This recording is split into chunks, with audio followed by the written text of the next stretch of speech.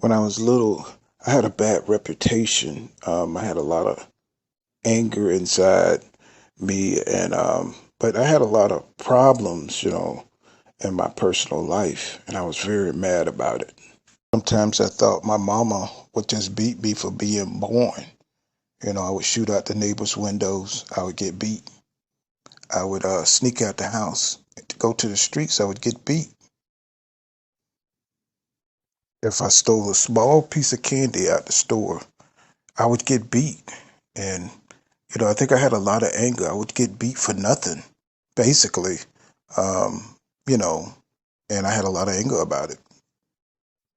In fact, they said I was so bad that mama, wanted to get me exorcism, like that little girl from The Exorcist. They wanted to exorcise. They thought I had a demon inside my soul.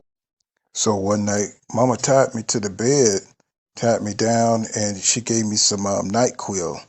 And when I woke up, the house was on fire. And it's like somebody had put gasoline all over the bed in just my room and set it. To me, it looked like mama was trying to keep the firemen from coming in because they came on time and they stopped the fire. But looked like mama was very upset that the firemen had came and saved me. And that's how I became extra black because, I was burnt a little extra crispy from that fire. I don't know if any demons were exorcised out that night, but I know I was a lot blacker. So, and, it didn't help that the fire had happened. And, that's when kids start calling me burnt up biscuit. And it wasn't really something that I'm proud of. It was embarrassing, really. So I had created a defense mechanism, because anytime somebody, humiliated me or insulted me, boom, say I would punch them, saying I had a chip on my shoulder because of that, you wasn't going to just disrespect. But around Omaha, in the ghettos, you can hang around the wrong group. And that led to me being shot in the head, which became kind of common around, the parts that time because I was, they were playing dice and I just happened to be in the area and when the bullets stopped flying and I was shot in the head, and I drove myself to the hospital, which people thought was amazing, right? But what people don't know that most boys during that time in Omaha, that was a rite of passage to get shot in the head. That's something that you had to experience every day. You take out the trash, you get shot in the head. Um, in the ghettos of Omaha, it's common to get shot in the head. I would take out the trash, I get shot in the head. I would play ping pong, I get shot in the head. I'll play basketball, you would get shot in the head. It was a common thing around Omaha. I mean, you've been getting shot in the head your entire life. You tend to build up a resistance, like, like a antivirus for, poison. It doesn't even bother you anymore because you get shot in the head. Like, for instance, I can give each one of you a gun and y'all can all shoot me like in the head and it wouldn't even bother me. It wouldn't even scratch the surface because I'm so used to it. And that's just how Omaha is. And that's why it sticks to the government cheese, powdered milk, and government diet, with the cheese and the honey. I think it helped gave me a natural resistance to the effects of the ghetto. And I like to think but really, it was the ramen noodles that really helped me through chicken flavor, that is. All you hear is the crunch. But, I really enjoy ramen noodles, and that's why I brought 10 stores. Like, I don't eat ramen noodles like regular people. I eat it dry, so I like the crunchy sound. It soothes me. I eat like 2 bundles of them, and it's good. It's really good. To me, ramen noodle exercises the demons inside me. Um, you know, anytime I'm feeling, rage or anything like that, I eat me some ramen noodles dry and listen to that crunch. I took a bunch of ramen noodles up to the Olympic trials, and anytime I got into an altercation, I would crunch up those noodles to my ear, and it would soothe the demon time. It would soothe the demon time, and that would help me get over the situation. Well, I kept getting into fights at the Olympics trials because Bomac had ate up all of the ramen noodles, so I couldn't really calm the demon time, and that's what we call it. We call it the demon time.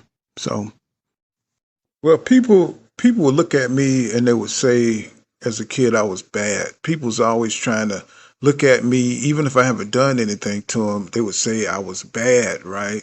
So it was just, it was just how people. Like for instance, if somebody dog ended up being shot with a BB gun or a pellet gun, they would just say I did it, right? You know what I'm saying? But I mean, they didn't see. I mean, yeah, I did it, but I mean, they didn't see me do it, right? They would just put it on me. Sometimes, a kid have a black eye or get beat up or, their arm broke.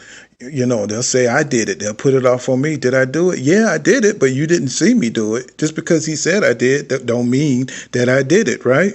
So I had a reputation of getting into it with the coaches, with the fighters, and saying just because I balled my fists up at Mr. Kenny, that doesn't mean that I was going to hit him or anything. It's he just misread or miscommunication. I mean, yeah, I went after Derek James and everything, but you know, that's a separate incident. You know what I'm saying? That's not the same as when Kenny Porter was at the Olympic trials. It's just totally different. What I'm saying, situations. And really, all it was with Kenny Porter, you really can't say nothing to me without, me saying something back if I don't agree with it. And I just think that's freedom of speech. You know what I'm saying? Me being a kid and him being a coach that's over me, the authority. So I had got kind of a reputation that, what I'm saying, I was uncoachable, what I'm saying, even though I did what I was supposed to do, but even though I didn't listen to none of them or did what they say, what I'm saying, you're just not going to talk to me any kind of way, you know what I'm saying? So I don't know where it came from. Well, I lost in the finals and I lost in the Golden Gloves. I mean, and I was just losing everywhere, but it made me a better fighter to lose like that. So, I took those losses, as a loser. And I even went home and I lost to the half a head boys, what I'm saying? They had beat me, what I'm saying, beat me up, what I'm saying, after I came home from the Olympic trial. So it was just a little much at that time because I just had to become better and stronger. I think it improved me. But I knew in the heart those guys in the trial that beat me, what I'm saying, wasn't better than me in my heart, even though, by beating me, it did prove that they were better than me. But, so I just said, cool, when they put the cameras in my face, we'll see them in the pros. And yes, I did have an opportunity to fight those guys that beat me in Olympic trials. I just, didn't feel like fighting them. Even though I said I would meet them in the pros, it just didn't make any sense, what I'm saying, to fight them in the pros. It just didn't. And yes, those guys beat me. They might beat me in the amateur, but they got a lucky handout. Yeah, you got lucky. You beat Bud Crawford in the amateurs, and when we came to the pros, yeah, I ducked all of them, but I just didn't want to fight. Like I said, I respect Errol Spence Jr., what I'm saying, but really, the A side is not the, everything, what I'm saying, because I believe like, me having lesser pay-per-views really shows how better I am at making money. Errol had better dance partners, and even though he brought in more revenue, even though he brought in more asses and seat, it wasn't just him. It was more of his opponents that made the stardom, not Errol Spence Jr., not him. Now, if you look at my Amir Khan and Postal fight, nobody really wanted to see those guys. You know what I'm saying? So you could see how much I generated from fights that nobody wanted to see. Even when I fought David Avanesian, nobody wanted to see him, and look how much we generated. So this kind of confirms that Errol Spence Jr.'s media built, and he didn't have to go through the gauntlet that I've did with, Jeff Horn and Jose Benavidez, and what I'm saying, those were the toughest guys in the division.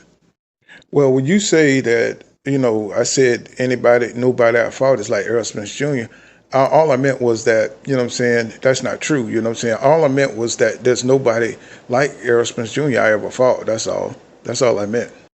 But really, to answer your question, there ain't nobody like Errol Spence Jr. I never fought anybody like him, but that's the truth right there. I never fought anybody like Errol Spence Jr. So to answer your question, I just think that Errol Spence Jr. was put in a position to make those kind of fights.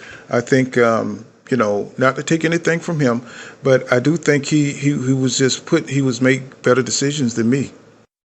Well, it's his, excuse me, it's his father. You know, I think because he had his father, I'm a little upset that his father guided him, and I didn't have that. You know, I didn't have that silver spoon in my. You know, I once stole a scarecrow out of a cornfield. You know what I'm saying, on Father's Day. You know what I'm saying, to represent. You know what I'm saying, what I needed. You know what I'm saying, for support at certain events. So when I signed with Bob Arum on Top Rank, you know what I'm saying, I had that scarecrow on a string, and anytime he would ask my father any questions, I would pull that string, and it would nod his head, and that's how I got. So through those years, it was very itchy because of the straw in the scarecrow, and you know what I'm saying. So, but I kept it there, and it gave me comfort. That's how I was able to win my first 6 fights. People could look at me and make a prejudgment, and they could say, yeah, you know what I'm saying, he didn't fight the top talent in the league, you know what I'm saying, he fought B-level fighters, which is true. I mean, that is true, but, that's all I had. I mean, did anybody want to see, me win Undisputed against a Nago? Or did anybody want to see, what I'm saying, the Jeff Horn fight? No. Nobody wanted to see any of those fights.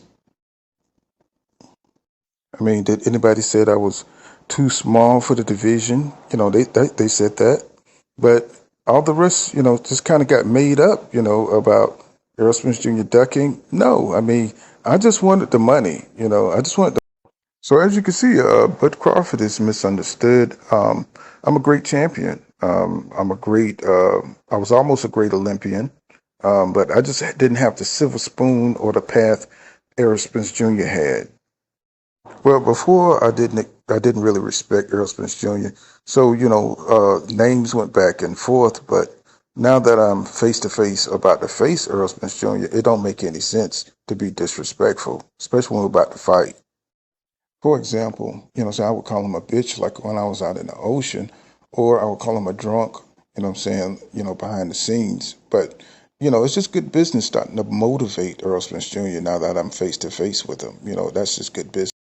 For instance, like, Errol, say he probably would throw 100 punches around, but if he was motivated by something I said, he'd probably throw 1,000 punches around, and I don't think that's good for me in this fight. So, oh, I'm not really motivated by the legacy. I think my legacy is already sealed when I beat Ndongo.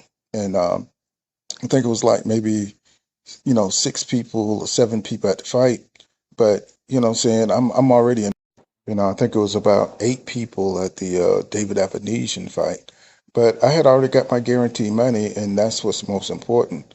So they'd already told me where they're going to put my Hall of Fame plaque at the back of the wall. So that's pretty much it.